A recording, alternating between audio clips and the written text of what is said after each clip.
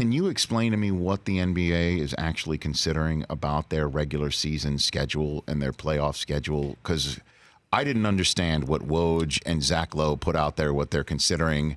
And Daryl Morey was talking about it on Twitter. I said, I think I need your MIT degree to understand it. Do you know what's going on? I do, here? And so it's a little, if you're a soccer fan, if you're a European soccer fan, you get it, where there's like the Champions League and there's also like the League Championship. So they want to have this tournament where if you're a novice fan this time of year, where you don't normally care about the league until the end of the Super Bowl, this will give you a reason to care. I just don't know how significant a midseason tournament will be. Like if you're the Chicago Bulls and you've won the midseason tournament, what's the significance of that? In European soccer, there's significance to the Champions League in these tournaments. I don't love it, but I see what they're trying to do. They're trying to, for fans who don't normally care about the league until January, here's a reason for you to care. But I don't understand. I still don't understand it. So there would be 78 regular season games, but the tournament wouldn't count as the regular season games, or they would.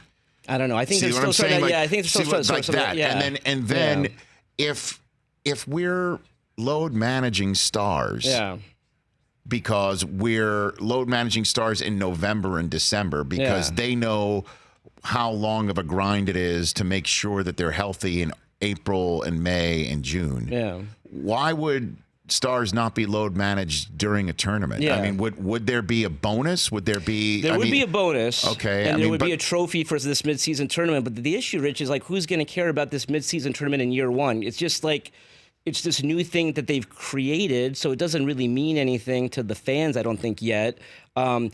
Listen, I get why they're trying to give some significance to games in November and December, but I don't know if there's a good way. Well, I mean, correct me if I'm wrong, and I might be wrong, and it might cause soccer fans to be yelling at their radio or their television sets, but the Champions League is called the Champions League for a reason. Yeah, those are the best teams. So, you can't throw the 5-11 Grizzlies in a Champions League tournament, right? So wouldn't you be taking only the best of the best, like maybe last year's top 4 teams? If they did that would be good. But wouldn't that be a disadvantage to the rest of the league, that they're chilling out, or they're playing regular season games while these guys from last year are doing battle, but then the Lakers wouldn't be involved because they would be, and then would there be relegation? You know what I mean? Like, I read this thing over and over again and still didn't understand it well enough to explain it. These are great questions, and I don't have all the answers. And I don't even think the league does yet. I think they're just trying to find a sweet spot for like, how do we make these games significant?